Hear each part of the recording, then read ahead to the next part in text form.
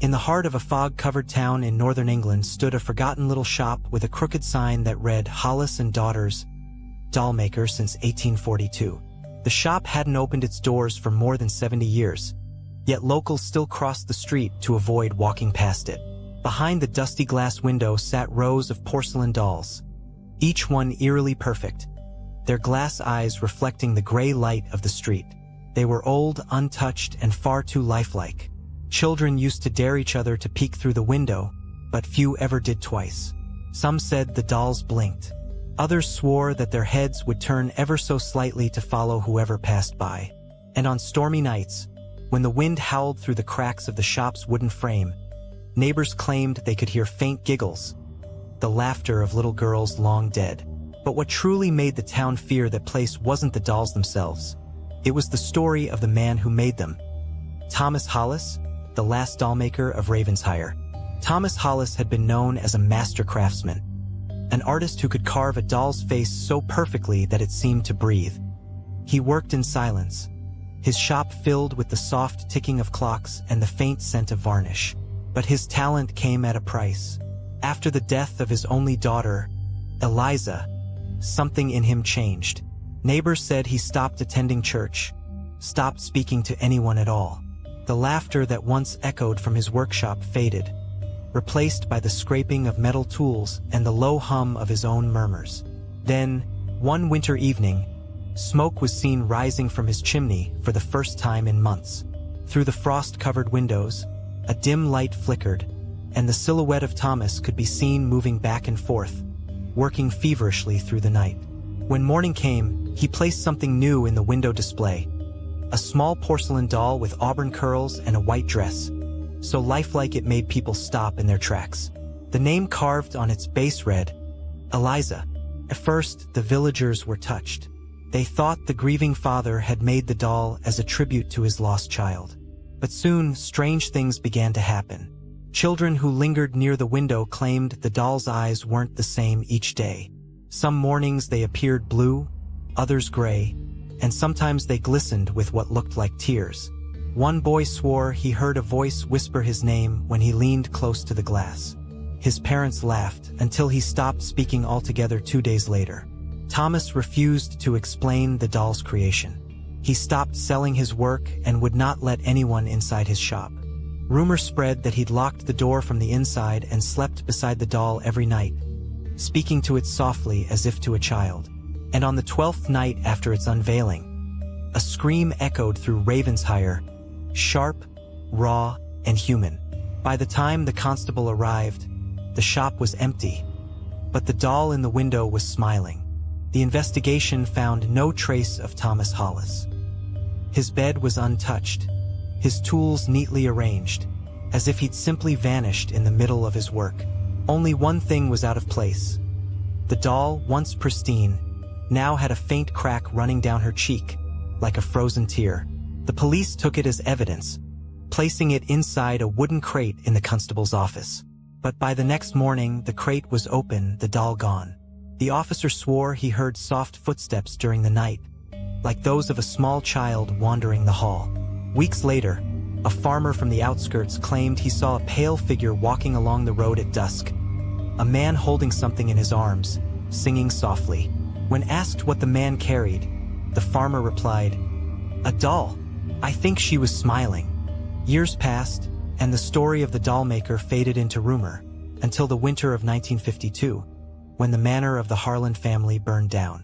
In the ashes, firemen discovered a single object untouched by the flames. A porcelain doll with auburn curls, her white dress immaculate. The inscription at her base was worn but still legible, Eliza Hollis. From that moment, the legend reignited. Families who took the doll in reported strange whispers at night, flickering lights, and the faint sound of a child crying in the dark. By 1960, the doll had changed hands 6 times. Each owner died mysteriously. Suffocation, drowning, or accidents no one could explain. The last person to possess her was a collector named Mr. Barrett. In his final letter, dated October 12, 1961, he wrote, "She moves when I'm not looking. I think she wants me to finish what Hollis started." That letter was found beside his empty chair. The doll once again was gone. Decades later, the doll resurfaced once more. In 2003, an antiques dealer named Margaret Linwood purchased a collection of old toys from an estate auction in Yorkshire. Among them was a small wooden crate, sealed shut with rusted nails and a faded tag that simply read Hollis. She thought nothing of it at first, until she opened it in her shop that night. Inside lay a porcelain doll with soft auburn hair, her dress perfectly preserved despite the passage of time. Margaret placed her in the front window display under the warm glow of a lamp. The next morning, she found the lamp shattered on the floor and the doll sitting at a slightly different angle, her head tilted as if watching the door. Margaret laughed it off, assuming she must have moved it herself. But that night, when she turned off the lights, she could have sworn she heard the faint sound of a child humming from somewhere inside the shop. Over the next few days, customers began to notice something strange about the doll. Some said her eyes seemed to follow them around the room. Others claimed they heard tiny footsteps coming from the back of the shop when no one was there. One woman, after staring at the doll too long, suddenly fainted, whispering as she fell, "She blinked at me." Margaret decided to lock the doll in the stockroom, wrapped in cloth. But that night, as she closed the register, she felt a chill sweep through the air. The lights flickered, and from the locked room behind her came 3 distinct knocks. Tap, tap, tap. When she opened the door the next morning, the cloth was on the floor, but the doll was sitting neatly on her desk, smiling. Margaret's health began to decline after that night. She complained of nightmares where a child's voice whispered, "Finish it, please." Her friends noticed she spoke to herself while working, muttering the same name over and over, Eliza. Soon, she started carving small wooden toys, something she'd never done before. The toys were beautiful but unsettling. Each one had the same face. When her assistant asked who they were supposed to be, Margaret only replied, "I'm not making them. She is." 2 weeks later, the assistant arrived to find the shop dark and silent. The front window was shattered from the inside. On the counter sat the doll, surrounded by half-carved figures, dozens of them, all smiling the same eerie smile.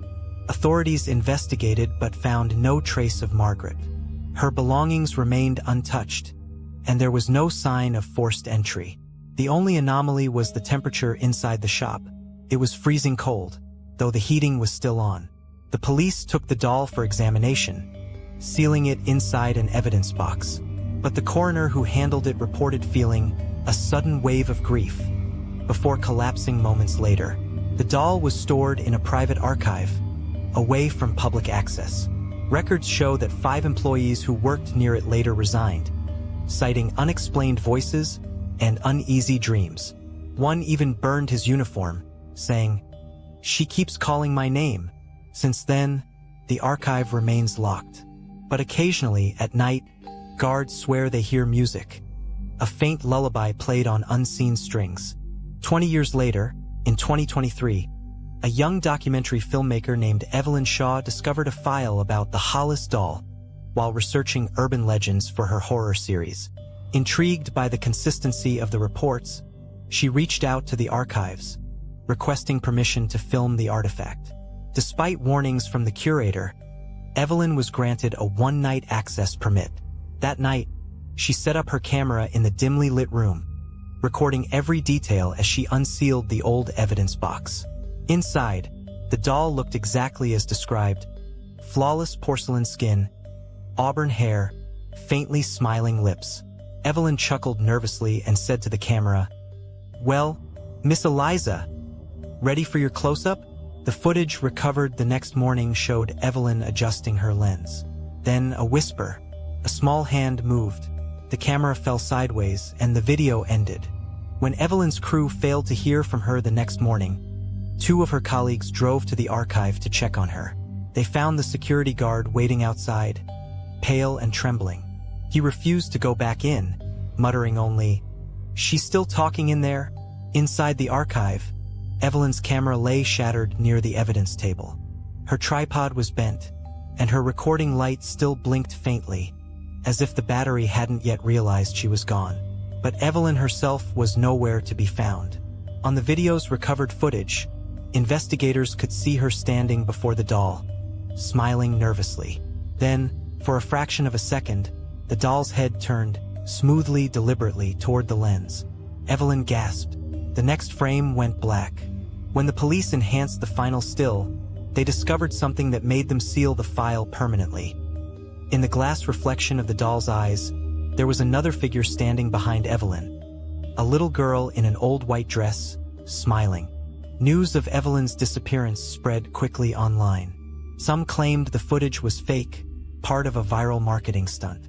Others insisted it was real, and that they could see faces in the static of the last few seconds of video.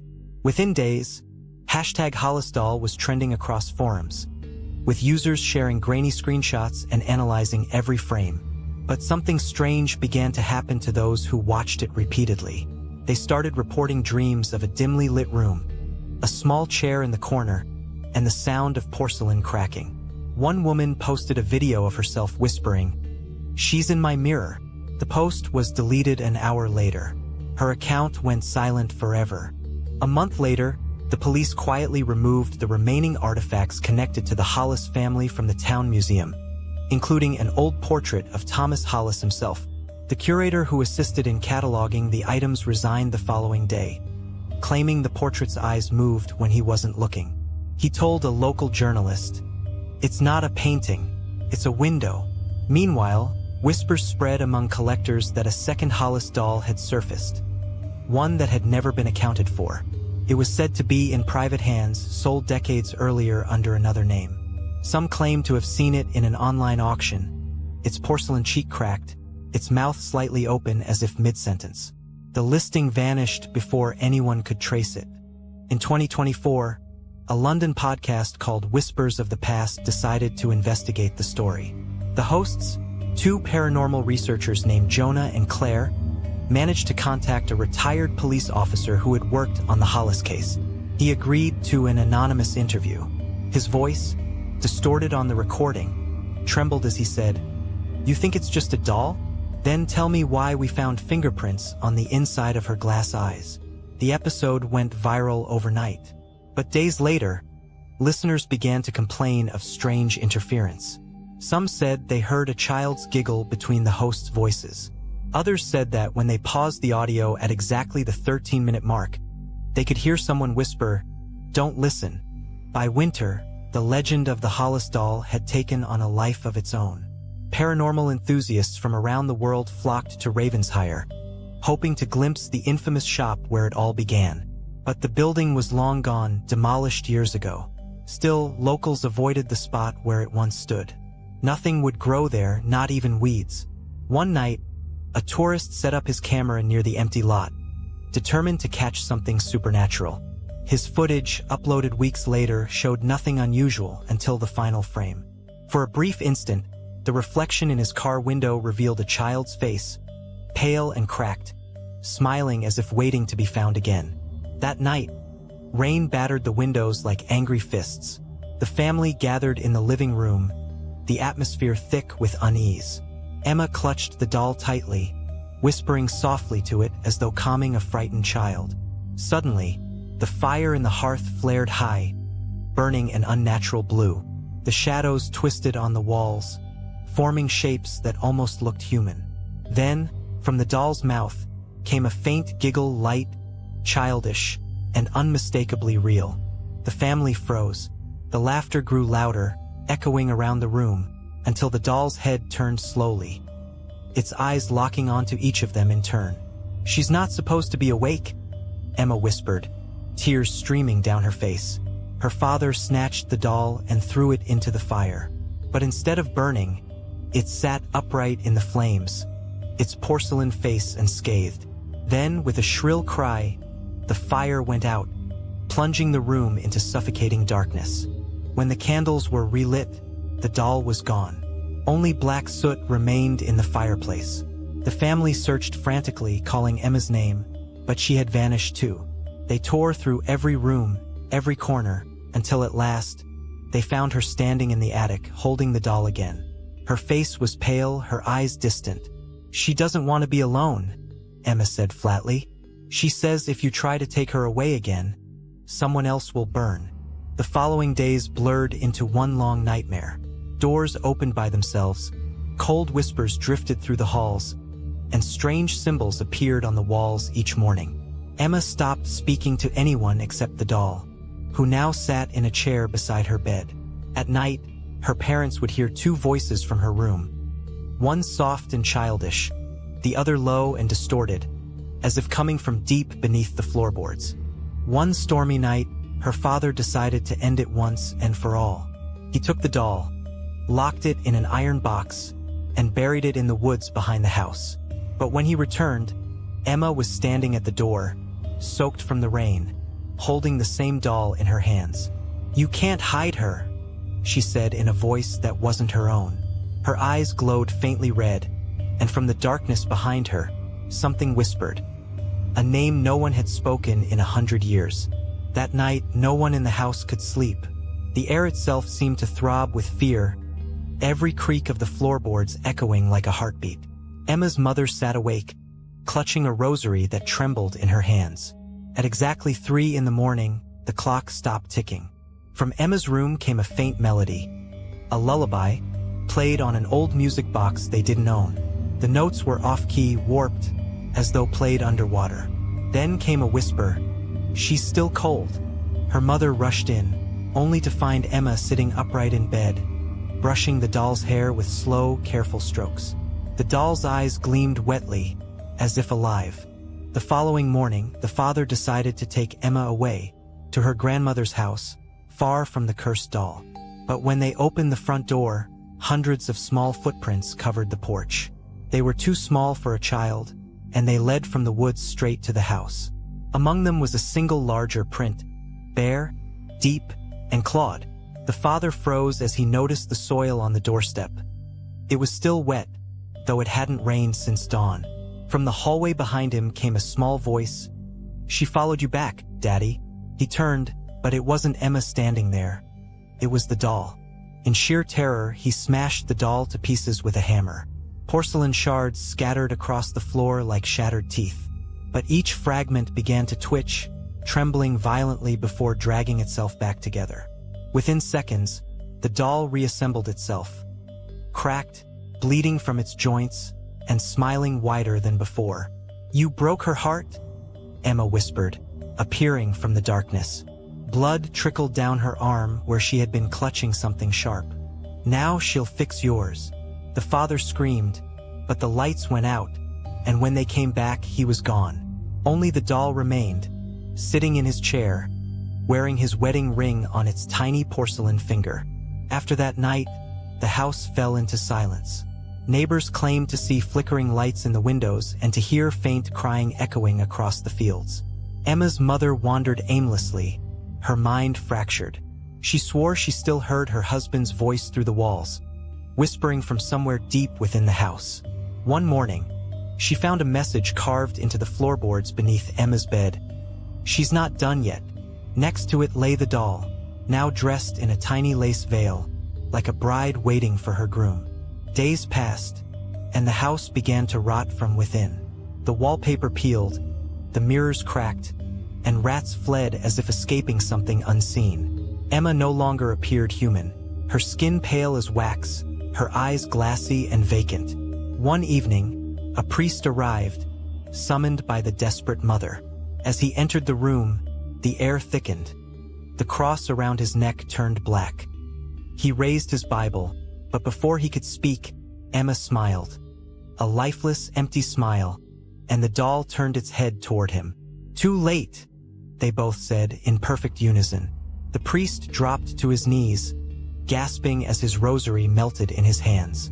Outside, thunder roared, but inside, the house finally began to breathe. That night, the house moaned as if alive. The wind howled through every crack, carrying faint laughter that wasn't human. The mother locked herself in her room, clutching a candle, praying beneath her breath. The walls seemed to pulse with life, shadows shifting and twisting like things trying to crawl free. From the attic came a slow, rhythmic sound, tap, Tap, tap, as if something small was walking in circles. Then, the whisper returned, so close it brushed her ear. "She wants you to see." Against her will, she stood, drawn to the sound, her body no longer her own. Step by trembling step, she climbed toward the attic, the candlelight flickering as if afraid. When she reached the attic, the door creaked open by itself. The air inside was cold, thick with the smell of rot and burnt wax. In the center of the room stood Emma, her nightgown stained with something dark, her hair tangled around her face. The doll sat in front of her on a small wooden chair, staring straight ahead. Around them, dozens of other dolls were arranged in a circle, each one cracked, eyeless, and facing inward. Emma lifted her head slowly and said, "She wanted friends." The moment the mother stepped inside, every doll turned its head toward her in perfect unison, the sound of their joints clicking like snapping bones. The candle fell from her hand, plunging the attic into darkness. A dozen tiny footsteps scurried across the floor, followed by the scraping of porcelain. Something cold brushed her ankle, then a sharp, childlike giggle echoed right beside her ear. When the candlelight flickered back to life, the dolls were gone. But Emma was no longer standing. She was sitting in the small chair, her head tilted to the side, her eyes glassy and empty. The doll now stood before her, impossibly tall, her porcelain face cracked open like a shell. "She's tired," said a voice from Emma's mouth. "Now it's your turn to play." The mother screamed, stumbling backward, but the door slammed shut behind her. The dolls emerged again, crawling out from the shadows, tiny, broken, and alive. Their porcelain faces twisted into grotesque smiles as they moved closer, whispering the same words over and over. "Stay with us."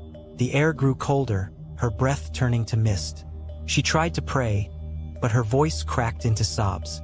Then the doll's hand reached out, touching her face. The touch burned like ice, and her skin began to pale, hardening, cracking, until her scream turned to silence. When dawn broke, the attic was empty, except for two dolls sitting side by side. Years later, the house stood abandoned, its windows shattered and its doors half buried in ivy. Locals called it the dollhouse. Sometimes, at night, a faint music box tune could be heard drifting from the attic, soft, sorrowful, and eerily familiar. Those who dared to enter swore they saw a small figure by the window, a child brushing the hair of a porcelain doll, both smiling with the same cracked grin. And if you listened closely, you could still hear a whisper carried by the wind. "She's still waiting to play."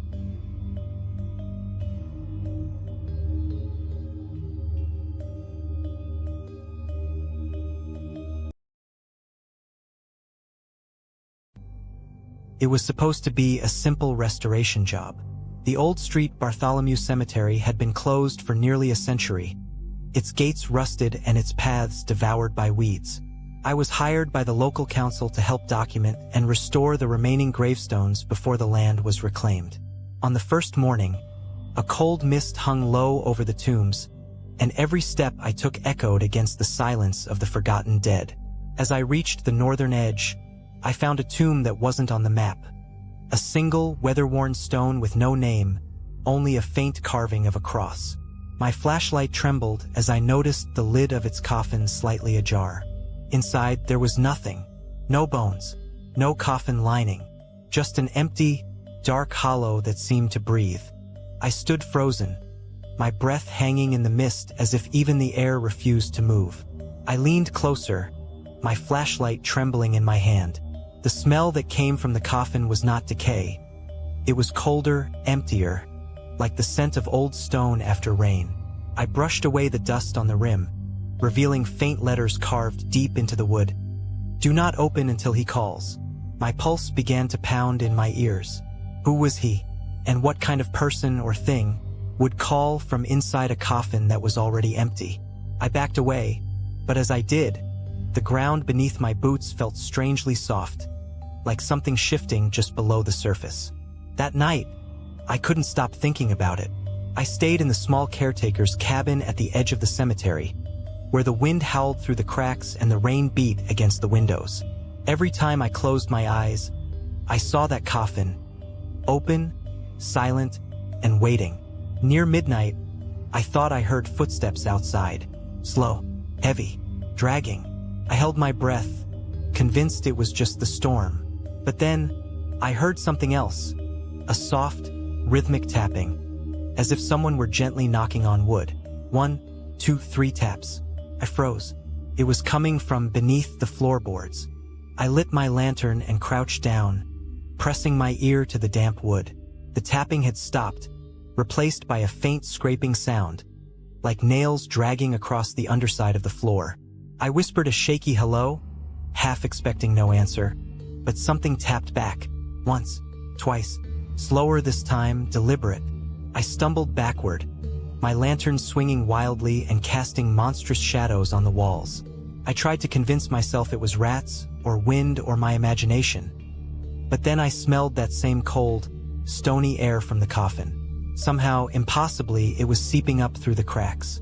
Sleep was impossible after that. I packed my notes, determined to leave at dawn. But as the first gray light crept over the horizon, I saw movement near the northern graves. Someone, was standing beside the open tomb I had found. The mist was thicker now, swirling around the figure like a living thing. It turned its head slowly toward me, and even through the haze, I saw its face, or what was left of it. Hollow eyes, skin stretched thin as parchment. And then, in a voice that sounded like the grave itself breathing, it whispered, "He called, you answered." My hands were shaking as I stumbled backward, nearly tripping over the wet stones. I blinked, hoping the figure would vanish into the mist like a trick of the light. But it didn't. It stood perfectly still, watching me. The silence that followed was suffocating. Even the wind seemed to have stopped. Then, slowly, it began to move. Not walking, but gliding, its feet dragging through the grass without sound. I tried to run, but my legs refused to obey, as if the earth itself held me there. My mind screamed for logic, for reason, but every explanation died as soon as I saw its mouth move. It wasn't speaking. It was mimicking the way humans speak, its jaw creaking open and closed as a sound like dry leaves whispered from within. I realized, horrified, that this was no ghost. This was something older, wearing the memory of a man like a mask. It raised one hand, bony and twisted, pointing toward the northern tomb. Its voice, if it could be called that, spilled into my head rather than my ears. "He waits," it said, the words echoing inside my skull. "He is awake now." The mist thickened, spinning violently around the creature, and in an instant, it was gone. But the words stayed. I didn't sleep that night. Every corner of the caretaker's cabin seemed to hum with unseen whispers. I kept the lantern burning, its weak flame my only ally against the pressing dark. Around 3 in the morning, I heard the faint sound of a piano. It came from far away, soft, distant, yet impossibly clear.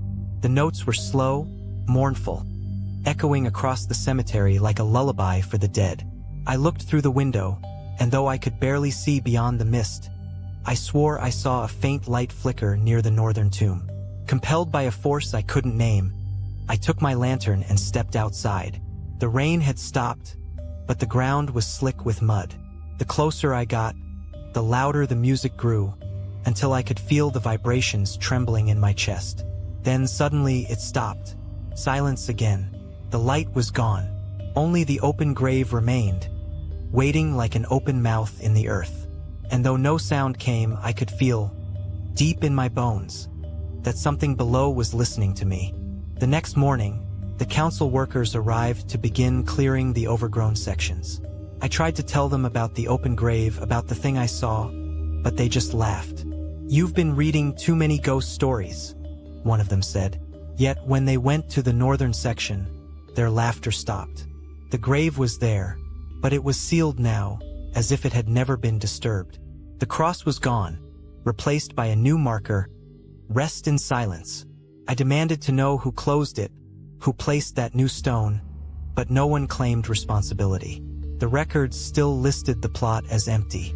But when we left that day, I looked back one last time. The mist was clearing, and just before it vanished, I saw the faint outline of someone standing by that grave again, motionless, waiting. For days after, strange things began happening. My tools would move on their own, my notes rearranged, words I hadn't written appearing between the lines. He waits beneath. The nights grew colder, unnaturally so. I stopped lighting the lantern after realizing the flame dimmed whenever I approached the northern side. Even animals avoided that area. No birds, no insects, not even the stray cats that prowled the cemetery. It was as though something deep underground poisoned the very air. And still, every night at exactly 3, I'd hear that faint tapping again 3 times. Always 3. I couldn't take it anymore. I decided to dig. If something waited beneath, I needed to know what it was. That night, under a sickly yellow moon, I carried my shovel to the northern section. The soil was soft, too soft, as if recently disturbed. I dug until my hands bled, until the wood of the coffin came into view. But this time it was not empty. The lid was nailed shut, new and clean. I hesitated, breath trembling, then pried it open. Inside was a mirror, just a mirror. My reflection looked back at me, but the face in the glass smiled, and I didn't. For several minutes, I could only stare into the mirror. My reflection smiled wider, teeth too sharp, eyes too hollow. I felt my heart pound so hard I thought it would burst. I tried to drop the mirror, but my fingers refused to open. It was as if the glass had grown warm and fused to my skin. Then, faintly, behind the reflection, I saw movement. A shadow, not mine, was standing over my shoulder inside the mirror. Slowly, it raised its hand and pressed it against the glass from the inside. My real shoulder turned cold, the chill seeping through flesh and bone. When I finally let go, the mirror didn't fall. It hung there, suspended in midair, reflecting something that wasn't the world around me. Then came the whisper, faint but clear, like breath sliding along my ear. "He wears your face now." The mirror cracked, a thin line running straight down its center. The smile in the reflection didn't fade, it only widened. And though the mirror now lay shattered among the dirt, I swear I could still see that grin glowing faintly from the broken shards. After that night, something about my reflection changed. When I washed my face, it blinked slower than I did. When I passed windows, I'd catch it still watching after I'd turned away. My coworkers at the restoration site noticed I'd grown pale, distracted. I lied, saying I hadn't slept well. But the truth was, sleep no longer brought rest. It brought him. Every dream began the same way. I stood at the northern tomb, the fog pressing close, and someone was whispering behind me in my own voice. The words were always the same: dig deeper. One morning, I woke with mud under my nails and dirt in my bed. My boots were soaked, though it hadn't rained in days. And worst of all, the mirror, the one I shattered, was whole again, sitting upright by my bedside. There was no reflection in it this time, only darkness. The following days blurred together. I barely ate, barely spoke. My world had narrowed to 2 things, the mirror and the northern tomb. I avoided the cemetery, but it was useless. Every shadow seemed to lead me back there. One evening, just before dusk, I noticed something new in the glass. A faint outline behind the darkness, like a doorway opening into another place. I leaned closer, and for a moment, I swore I could hear voices on the other side, chanting low and rhythmic, repeating the same 3 words I'd seen carved into the coffin. "Do not open." But I had already opened it. And in that moment, I realized that whatever had once been trapped in that coffin was no longer below. It was with me. I tried to destroy the mirror again. I smashed it with a hammer, burned it, buried it deep behind the caretaker's cabin. But every time I woke, it was back, spotless, waiting. The whispers grew louder now, crawling through the cracks of my mind. Sometimes, when I looked at my reflection, I saw another world flickering behind it. A place of endless graves, all open, all empty. And in the distance, a figure walking among them, dragging something heavy behind. On the seventh night, I caught my reflection moving before I did. Tilted its head, curious, then reached out toward the glass. My hand moved too, but slower, as if it were obeying him.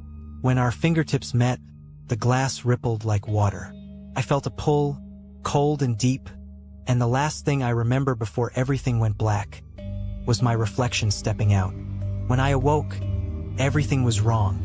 The air was thick, heavy, and the light came from nowhere and everywhere at once. The caretaker's cabin was gone. The cemetery was still there, but it was twisted gravestones bent at impossible angles. The sky a dull gray that pulsed like a dying heart. And standing before me was the thing that wore my face. It smiled just as my reflection had. Only now I could see the rot beneath the skin, the emptiness where eyes should be. It spoke with my voice, but its words were older, cracked, as if carried through centuries. He called. It said again, "And now you keep the hollow."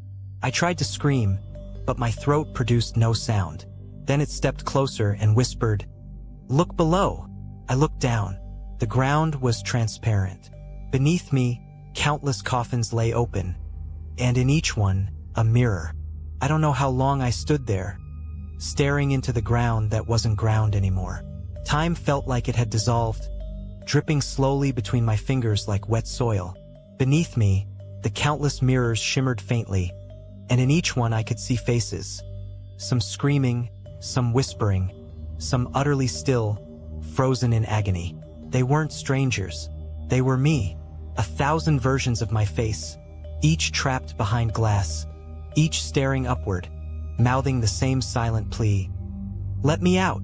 I stepped back, trembling, but the surface beneath me rippled like water again, swallowing my footprints. Then I realized I wasn't standing on the ground. I was standing in it. The air pressed down like earth, and the world above me dimmed, as if I had been buried alive in something far worse than soil. Somewhere behind me, the voice spoke again. No longer mine, but something ancient that had borrowed it.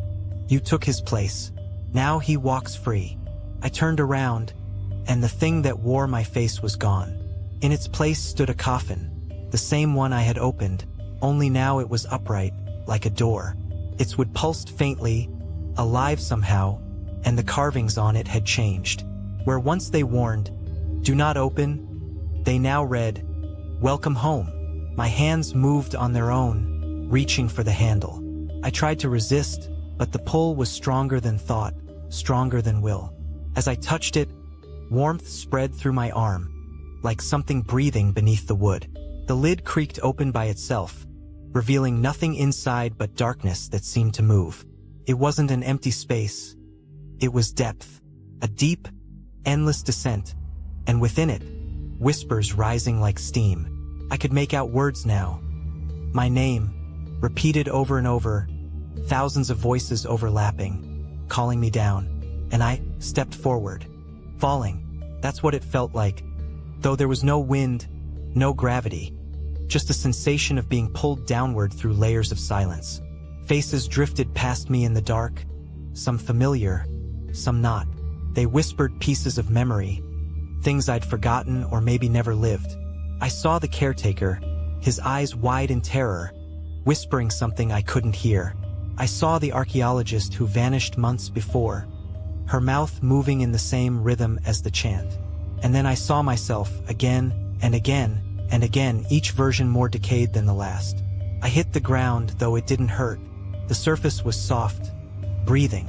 Beneath it, something shifted. I wasn't in the tomb anymore. I was inside the coffin itself. Only now it was vast, a world made of wood and whispers. And from the darkness around me, a voice said, "Every coffin has two sides. One for the dead, one for the waiting." I wanted to scream, to claw my way out, but there were no walls to scrape. Only the endless wood, stretching beyond sight. The air smelled of decay and something sweet, almost like the scent of flowers placed on graves. Then, from the distance, footsteps. Slow, deliberate, echoing like heartbeats. A figure approached, tall, draped in something that shifted between fabric and shadow. In its hand, it carried the mirror. My mirror. The cracks on its surface had vanished, and now it reflected only me. The figure stopped a few feet away and tilted its head. When it spoke, the voice was neither male nor female, but heavy with sorrow. The coffin was never empty. It was waiting for you. Then it held the mirror toward me, and I saw the truth. My reflection wasn't inside it anymore. It was standing behind me. The world went silent. I turned slowly, and there it was, my reflection, alive, breathing, smiling that same impossible smile. It reached toward me, and before I could move, its hands gripped my face, cold as stone. The last thing I felt was the pull, that same sucking force, dragging me inward. My lungs filled with dust. My vision fractured into 1,000 shards of glass. When I opened my eyes, I was looking through the mirror again, but from the other side. The world outside looked normal, peaceful even. I could see my body, my reflection, standing in my room, blinking, breathing, living. Turned the mirror away, setting it down gently. And as the darkness began to close in around me, I realized the truth. I hadn't opened the coffin. The coffin had opened me. At first, I thought it was just another hallucination, another trick of the cursed mirror. But then I realized he was walking, breathing, eating. My reflection had a pulse, a heartbeat, and a life that used to be mine. Through the hazy glass, I could see him move through my home, touching the furniture, opening the curtains, humming softly as if he had been doing it forever. He even looked at the mirror sometimes, tilting his head like an animal sensing something just out of sight. When his eyes met mine through the glass, my heart, or whatever was left of it, ached with fury and fear. I screamed, pounded against the invisible barrier, but the sound made no echo. My fist struck the glass, leaving no marks. He smiled at me, slow and deliberate, and whispered words that made the darkness around me tremble. Now it's your turn to wait. Days, or maybe weeks, passed, though in that place time meant nothing. I could only watch as he lived my life. He answered my phone, wrote in my journal, spoke to my friends with my voice. But every night, he returned to the mirror. He would stand before it for hours, staring at me, studying me, his eyes glinting like twin blades. Sometimes he spoke softly, as if to taunt me. You always wanted to see what lies beyond death, didn't you? Now you know. Behind him, the world began to rot. Shadows grew longer. The light in my house flickered like a dying flame. The walls cracked, and from the cracks, a faint whisper leaked. Dozens of voices murmuring the same cursed line I had once read on that coffin. Do not open until he calls. The voices multiplied, whispering from within the walls, from beneath the floors, even from inside the glass where I was trapped. They weren't just sounds. They were others like me, souls, trapped reflections, each one begging, warning, whispering fragments of their own damnation. I began to recognize them, the caretaker, the archaeologist, the woman whose portrait hung in the old church. All of them had looked into their own mirrors once. One night, the whispers turned into screams. The reflection, my imposter, stood before the mirror again, holding something in his hand. It was a shard of glass, sharp and shining. It's getting crowded in there, he murmured. Then, smiling, he dragged the shard across his own throat. But no blood fell.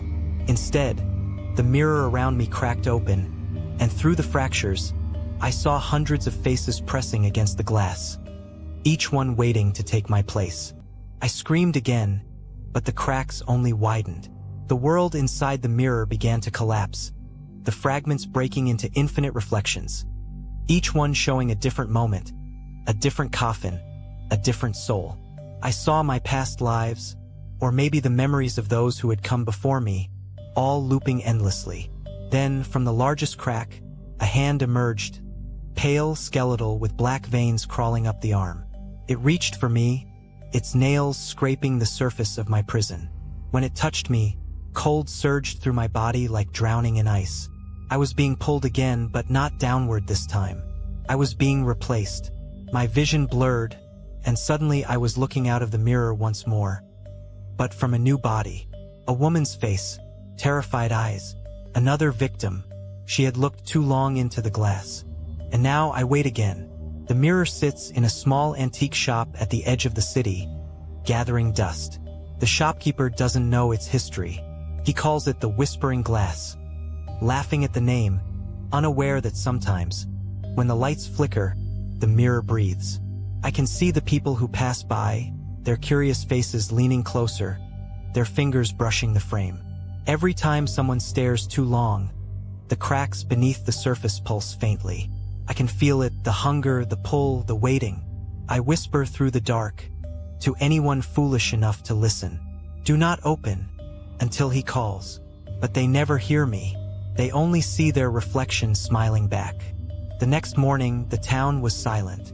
No one walked the streets, no shops opened, and the church bells never rang. I knocked on the caretaker's door, no answer. The air had changed. It carried a smell of old earth and rot, thick and suffocating. I drove back to the cemetery, half mad with exhaustion and dread. The fog was thicker than ever, clinging to my windshield like cobwebs. When I reached the northern edge, the unnamed grave was gone. Not damaged, not desecrated, simply gone.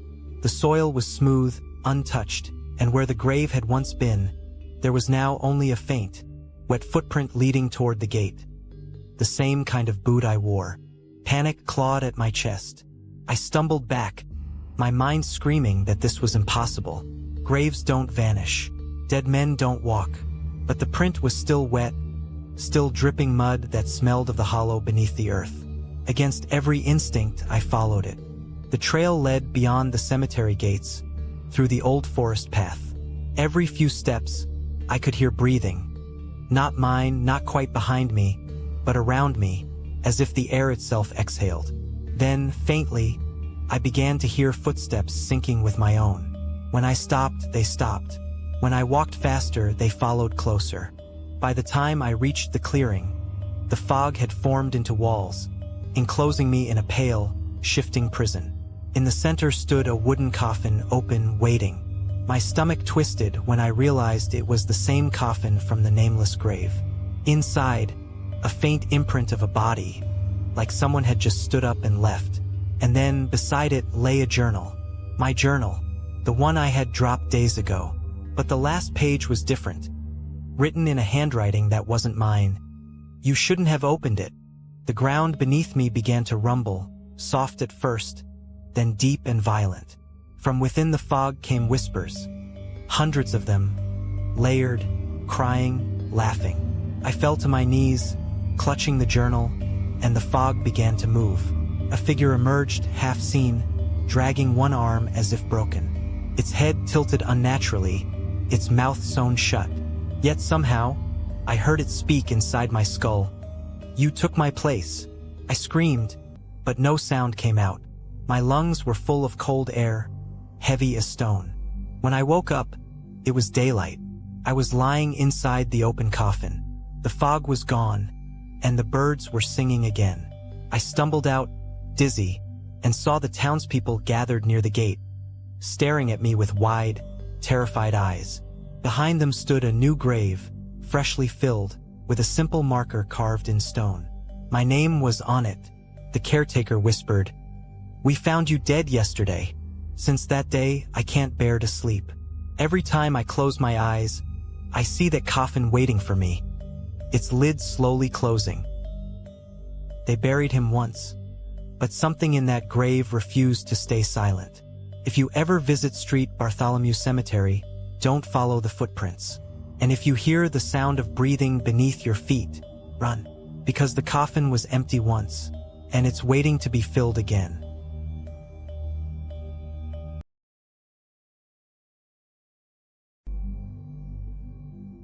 No one in Hollow Fields remembered when the scarecrow was first placed there.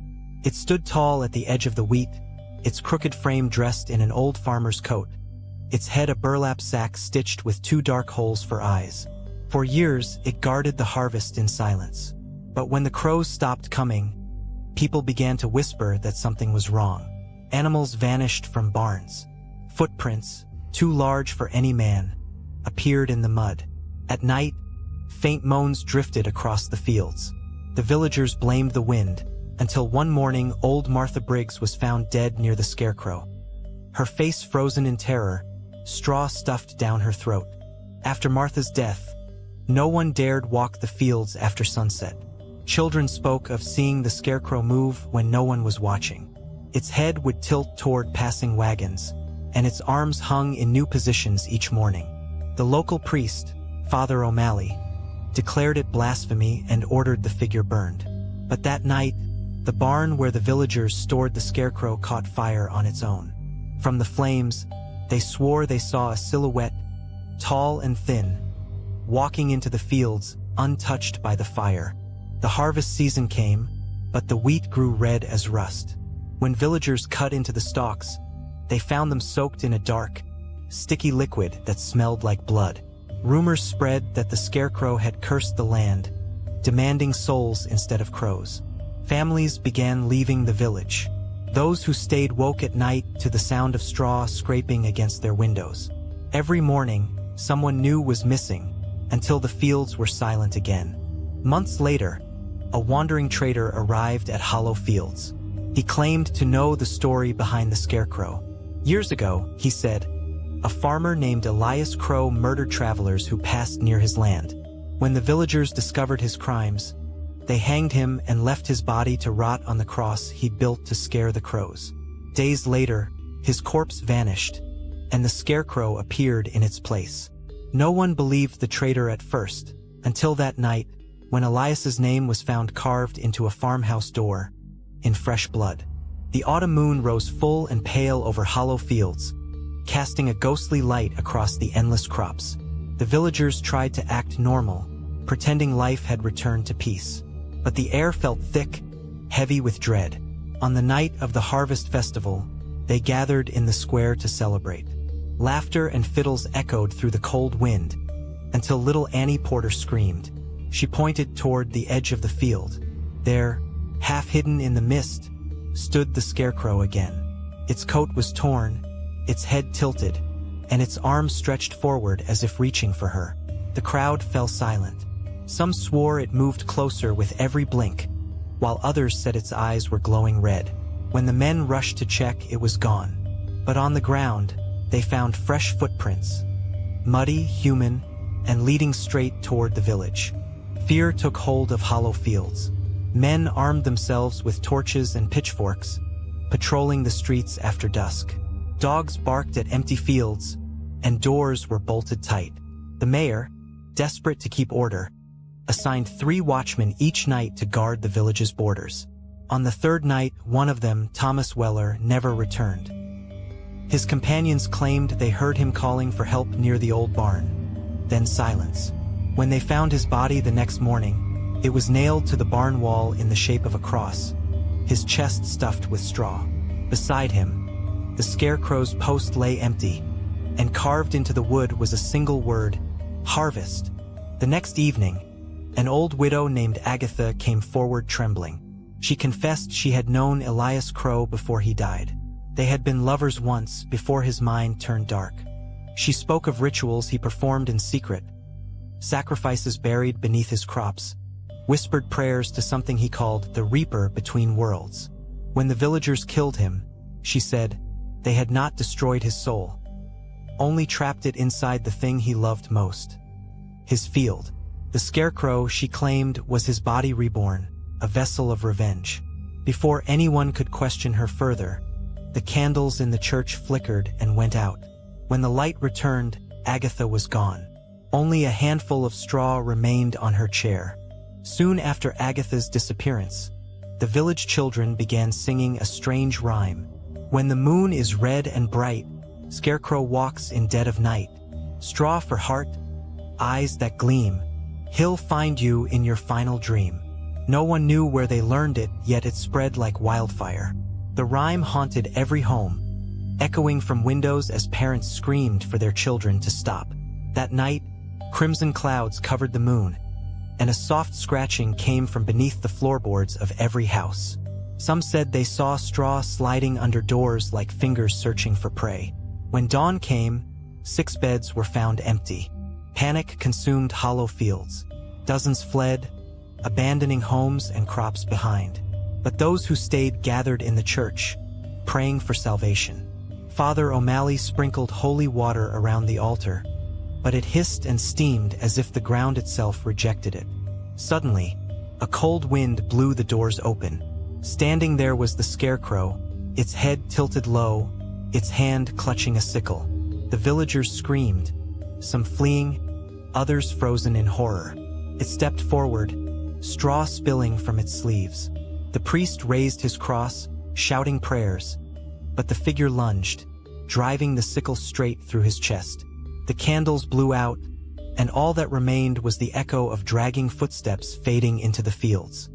By sunrise, Hollow Fields was silent once more. Smoke drifted from the church ruins, and the fields swayed gently in the breeze. Where the Scarecrow once stood, there was now a mound of freshly turned soil, like a grave. Those who returned days later found the village empty, every door open, every bed cold. Yet in the middle of the field, the Scarecrow had returned.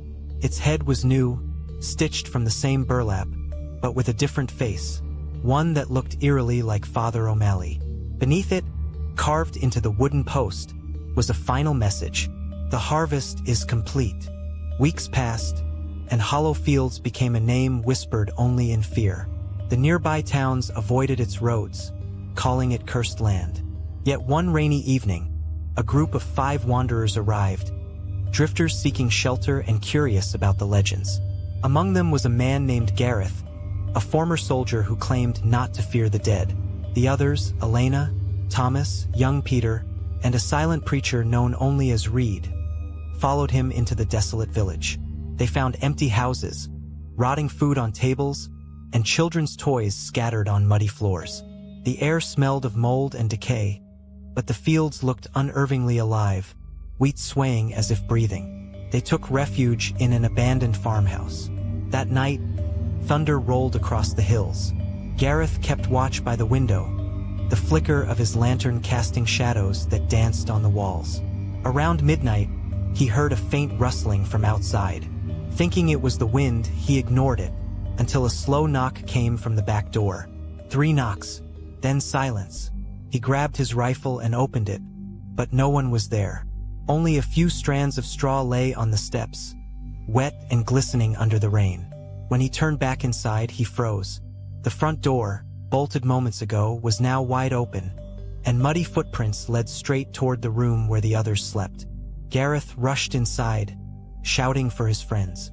Thomas stirred awake, confused, while Elena gasped at the muddy prints that ended beside Peter's bed. The boy was gone. They searched the entire farmhouse, calling his name, but found only his blanket lying near the hearth, stuffed with straw. Fear gripped them. Reed, the preacher, muttered something about divine punishment, his eyes hollow and distant. As the storm raged, they barricaded the doors and stayed close to the fire. Every crack of thunder seemed to echo like footsteps outside. Around 3 a.m., the wind died, leaving only silence. Then came the scraping like straw dragging across wood. It circled the house slowly, methodically, as if counting its prey. Gareth peeked through the window and saw a shape standing in the field. A tall silhouette swaying slightly, head tilted. He aimed his rifle, but before he could fire, the figure was gone. When dawn came, they dared to look outside.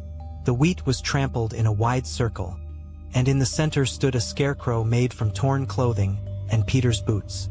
The survivors decided to leave Hollow Fields that morning, but the road that once led out of the village had vanished into endless fog.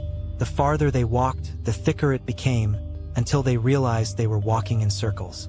By noon, the fog thinned enough to reveal the village again, exactly as they'd left it. But something was different. The scarecrow that had stood in the field was now closer, its shadow stretching across the dirt road. It hadn't moved, and yet, its head now faced them. Elena began to cry, whispering prayers. Thomas accused Reed of bringing a curse upon them, but Reed only stared toward the horizon, whispering, "He's harvesting us." The wind picked up, carrying faint voices. Children's laughter mixed with moans of pain. The wheat rustled though there was no breeze, and whispers echoed through the stalks. Stay and feed the field." Terrified, they ran back to the farmhouse, only to find the door already open. Inside, on the floorboards, were fresh muddy footprints, 5 pairs. But they were only 4 now. That night, Reed confessed everything. By the firelight, his hands trembling, he admitted that years ago, before Elias Crow's death, he had been part of a secret circle of believers.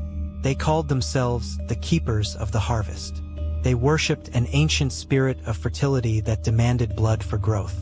When Elias was caught killing travelers, Reed said, the others betrayed him to save themselves. The spirit, furious, cursed them all, and the land they'd fed. The scarecrow was its vessel, reborn through Elias's rage. As he spoke, the flames dimmed, and a faint rustle echoed from the walls. Straw began falling from the ceiling, drifting like snow. Reed looked upward, terror in his eyes. "He's here," he whispered. Before anyone could move, a bundle of straw dropped from above, wrapping around Reed's neck. He screamed as it tightened, dragging him upward into the rafters. When Gareth and the others pulled him down, his body was limp, his face pale and stretched, and his eyes were filled with wheat. The survivors were now 3. Gareth took charge, vowing to burn the fields before nightfall. They gathered oil, torches, and what courage remained. As they stepped outside, the wind howled across the wheat, and the ground beneath their boots felt soft, spongy, almost breathing. They poured oil along the borders and lit the first torch. Flames roared, spreading fast. For a brief moment it felt like victory. Then, from within the burning field, came a scream, deep, inhuman, endless. The flames twisted, turning blue, and a shape began to rise from the inferno. It was the scarecrow, taller than before, its body blackened but alive. Fire clung to its limbs without burning them. Its eyes glowed like molten iron. With each step, the flames around it died. Gareth raised his rifle, shouting for the others to run. But his voice faltered as the creature spoke in a low, hollow whisper. "The harvest is never over."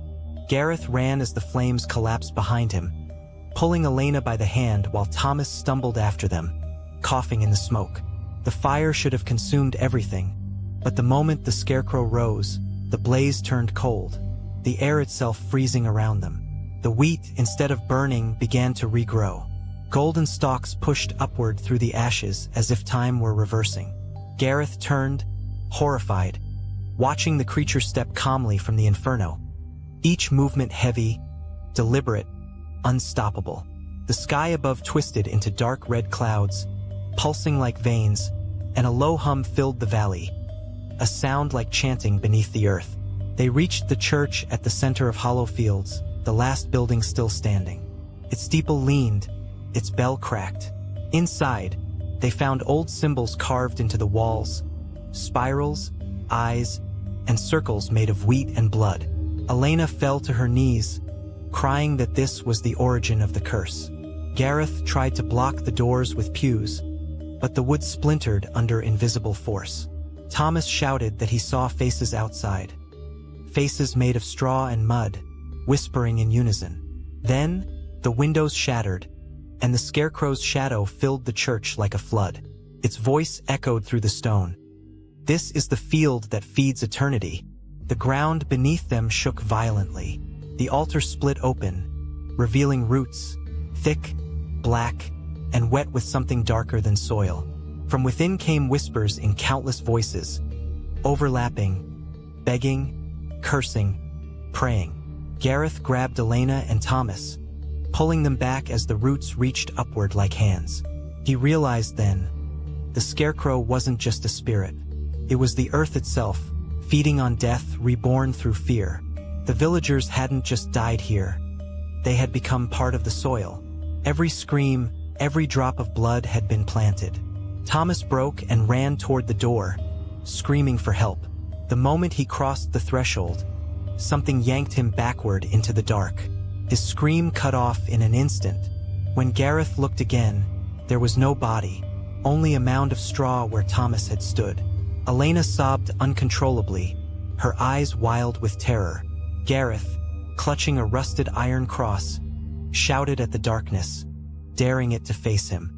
The scarecrow stepped into the doorway, its head cocked, a hollow smile carved into its burlap face. "You cannot burn what you are made from," it whispered. "You are the field now."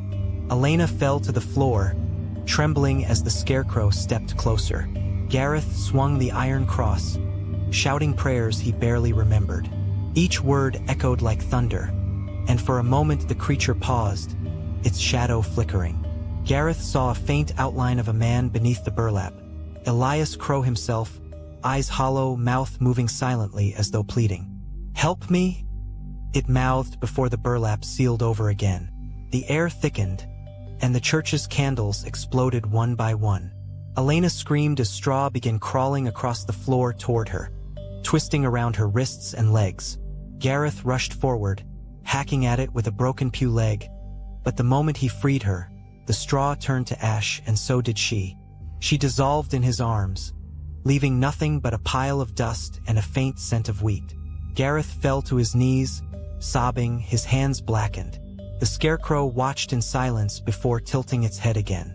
"The harvest takes all," it said, "and the field remembers every seed." The words sank into his mind like poison. He looked down at his hands and saw them turning to straw. When dawn broke, Hollow Fields was silent again. The fire had gone, the fog returned, and the church stood in ruins. The villagers' faces, long forgotten, seemed to flicker in the mist, eyes empty yet watchful. In the center of the field, a single scarecrow stood motionless. But this one was different. Its body was dressed in a torn soldier's jacket, a rusted cross hanging around its neck. Beneath the burlap, faintly visible, were the words carved into the wood of its chest, "Gareth Crow." The curse had come full circle. The last descendant of Elias had become the guardian of the harvest. The whispers began again, faint but growing. "Feed the field, feed the field." The sun rose blood-red, bathing everything in crimson light. The wheat swayed gently, whispering like breathing souls. Somewhere beneath the soil, roots pulsed like veins, feeding on the silence. The scarecrow's head slowly turned toward the horizon, as though waiting for new visitors to wander in. Years later, travelers passing near the old village sometimes report strange things. A cold wind that smells of burnt wheat, whispers in the fog, and the sound of footsteps following them long after they've left the fields behind. Some say the scarecrow moves at dusk. Others swear they've seen its eyes glowing like embers. No one stays long enough to find out. The land is barren now, yet somehow always fertile. Crops grow overnight, tall and golden, even without rain. Those who dare to touch the wheat claim it feels warm, as if alive. Local farmers avoid the area, calling it the breathing field. They say that once every decade, when the harvest moon turns red, a new scarecrow appears, dressed in the clothes of whoever dared to enter last. The legend of Hollow Fields lives on, not as a story but as a warning. Some soil remembers, and some seeds should never be planted.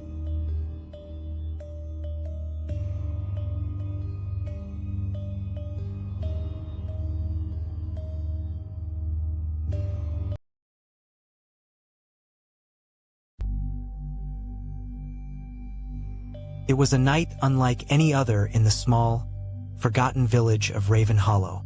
The moon hung low and red, bleeding its light over the crooked rooftops and the endless fields of dead grass. Inside a creaking wooden cabin at the edge of the forest, a woman screamed in agony as she gave birth. But her screams weren't the only sound that filled the night. Wolves howled from the mountains, dogs barked madly, and then silence.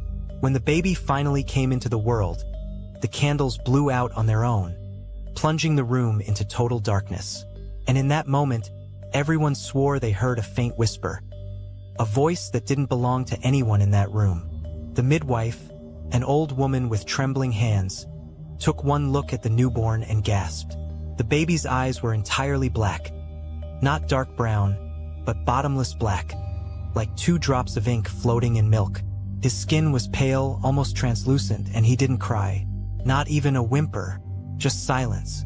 The mother tried to hold him, her hands shaking, But as soon as his skin touched hers, she felt an icy chill crawl up her arms. The midwife whispered a prayer under her breath, but even she could feel something wrong, something ancient, staring back at them from inside that tiny body.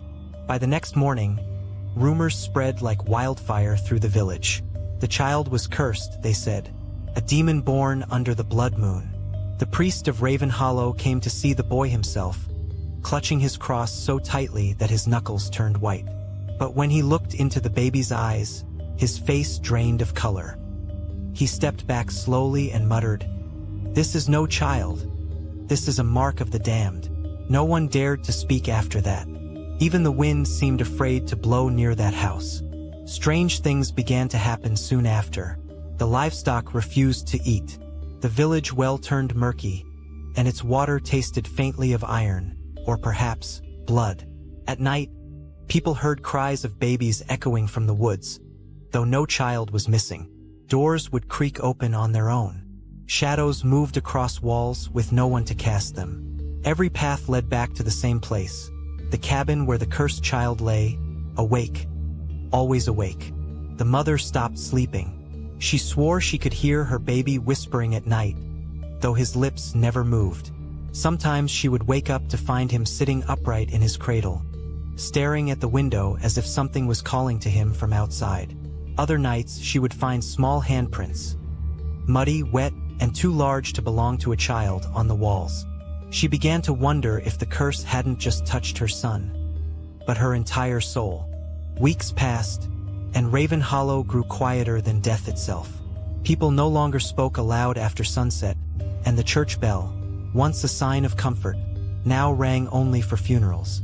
The cursed child had become the village's unspoken fear. No one dared to visit the cabin anymore, not even the priest. But strange footprints began appearing outside people's doors. Small, barefoot prints, soaked in mud, always facing toward the forest. They appeared at night, and by morning they were gone. One night, old Farmer Garrick, half drunk, decided to follow the prints. He took his lantern and vanished into the trees. At dawn, only his lantern returned, lying at the edge of the woods, flickering weakly, coated in blood. After that night, the villagers sealed their doors with iron crosses and salt. But the whispers continued, soft, childlike voices echoing through the wind, calling names, sometimes laughing. The mother, now pale and broken, claimed her son never slept anymore. She said his eyes glowed faintly in the dark, like embers hidden under ash. One evening, when she tried to sing him to sleep, the lullaby stopped in her throat, because she realized he was humming it back, perfectly, in a voice too deep, too knowing for a child. That was the first time she fainted, and the last time she ever dared to sing again. By the child's 3rd month, animals began disappearing. Chickens, goats, even dogs. Gone overnight, leaving only trails of blood leading toward the woods. The smell of rot hung thick in the air. Some claimed to see lights in the forest. Not lanterns, but flickering orbs of red, floating between the trees. When a brave few went searching, they returned trembling, saying they'd heard a baby crying among the branches, and behind it, footsteps too large to belong to any human. From that night on, the villagers started leaving offerings, bread, milk, even coins, outside the cursed cabin, hoping to appease whatever was inside. The priest could no longer ignore it. One stormy evening, he gathered 3 men and approached the cabin. The air felt heavy, thick with decay. They opened the door, and the smell of death rushed out to meet them. The cradle was empty, rocking slowly on its own. On the wall, written in what looked like dried blood, were 4 words. "He walks among you now." Suddenly, one of the men screamed. The priest turned and saw him staring at the window, where a small figure stood outside, watching them.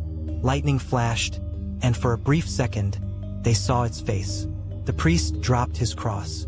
It was the child, but older, and smiling. That night marked the beginning of the village's end. Fires broke out without cause. People vanished in their sleep. The church itself burned to the ground, and the priest's charred body was found clutching his melted cross. No one dared to stay after that. Families fled into the mountains, abandoning their homes to the fog. Only the cabin remained, untouched, standing silently as if mocking them. And on certain nights, when the moon turned red once more, those who dared to look from afar swore they could see a small figure standing at the edge of the woods, humming softly, waiting to be reborn. Years passed, and the name Raven Hollow faded from maps. The forest grew wild, swallowing what remained of the homes and roads. Yet travelers sometimes spoke of strange sounds at night, faint lullabies carried on the wind, and lights that moved through the mist like fireflies. A wandering merchant once claimed he had seen a boy standing on the ruins of the church, barefoot, humming to himself. When the merchant called out, the boy turned slowly. His eyes were black, just like the old legend said. The merchant fled in terror, but by the time he reached the next village, his hair had turned completely white, and his voice was gone forever. Decades later, a new settlement was built nearby, called Ashmere, as people were unaware of the land's dark history. For years, the village thrived until one night, when the moon turned red again. Livestock began to vanish, wells soured, children whispered to unseen friends. The local doctor, curious and skeptical, dismissed the talk of curses. But after his infant daughter fell ill with no explanation, her eyes turning black as pitch, he changed. He became obsessed, searching every record he could find about Raven Hollow. The deeper he looked, the more the same name appeared, the child of the Red Moon.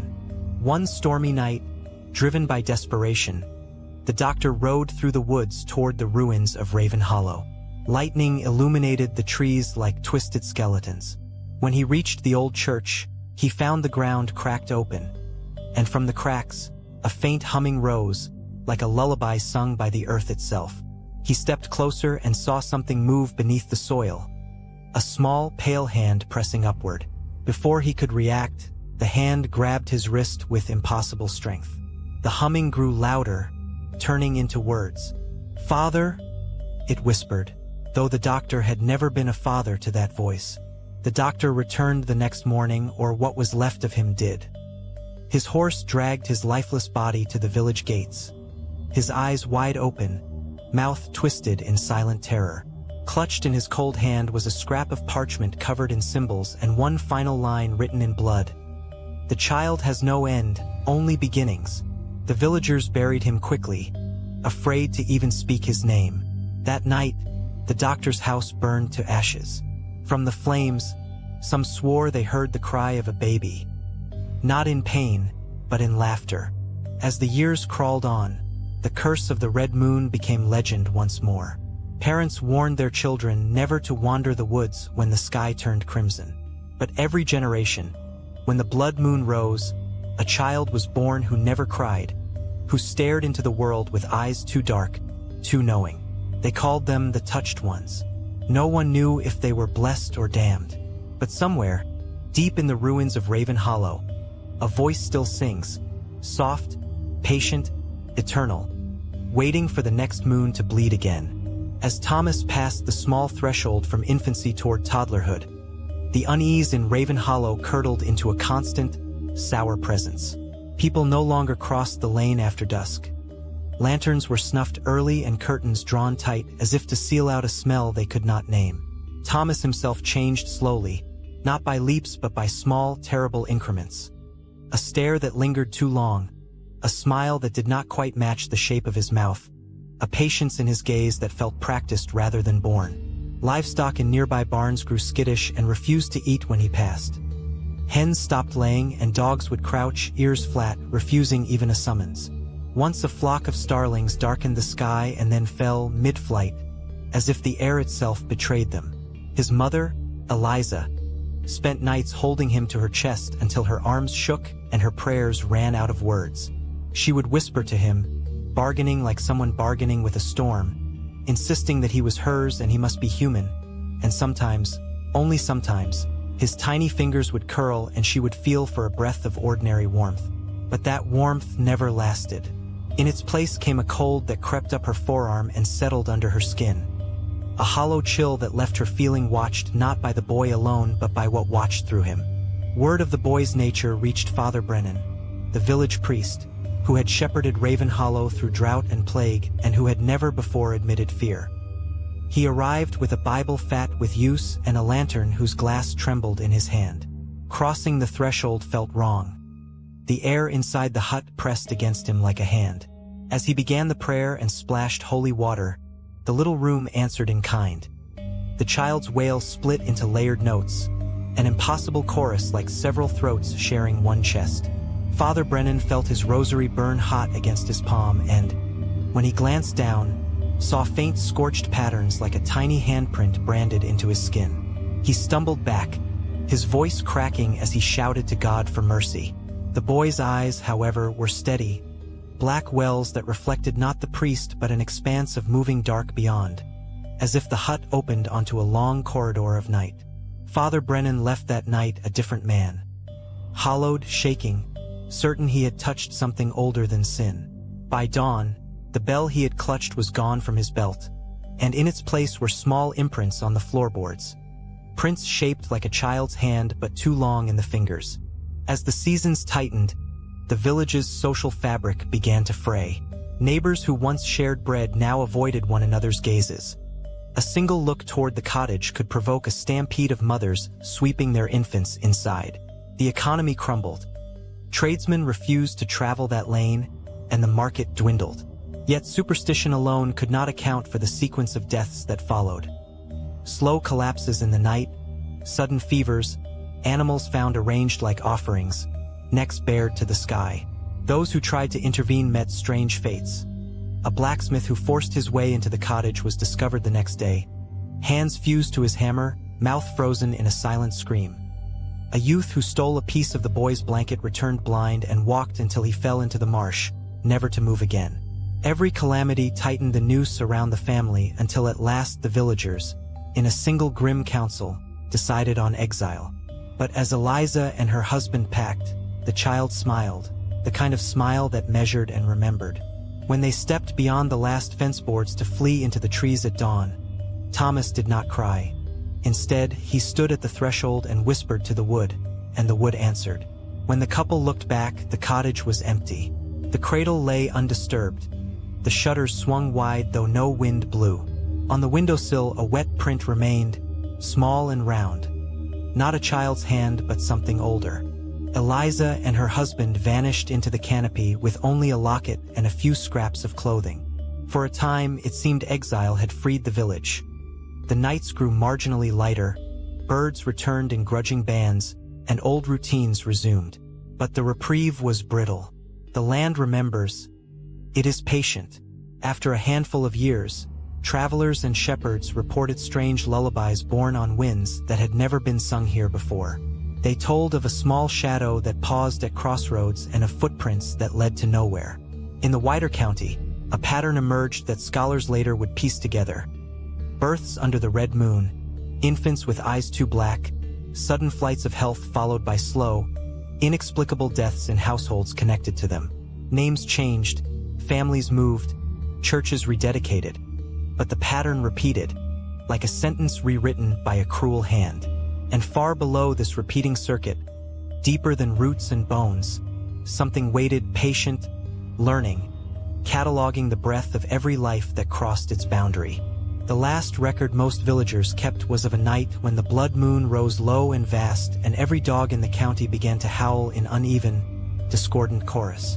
Those who stayed witnessed small phenomena they could not forget. Milk that curdled as if in the presence of a knife, roses loosened petals as if in pain, and an old stone cross behind the church cracked down its center. They said the forest itself leaned inward to listen. People left offerings again, primitive and trembling. Some nailed iron to doors, some strewed salt on thresholds, but rituals were brittle comforts. The child, the story said, did not die, nor was he ever fully born to a single life. He became a kind of tide, appearing where the world was thin, slipping between households, drawing in names with a soft, terrible insistence. And sometimes, on nights when the wind turned just so, you could stand at the lane's edge and hear it. A lullaby carrying from the treeline, patient as hunger, sweet as rot. The song of a child who keeps being born and whose birth always costs the village something it will never get back. They say the cries stopped when the red moon faded, but the silence that followed was worse. The fields grew cold again, and the wind carried a lullaby that no one dared to finish. Some nights, when the fog crawls over the hills, you can still hear it, soft, patient, calling a name that no one remembers anymore. And maybe it's calling yours next.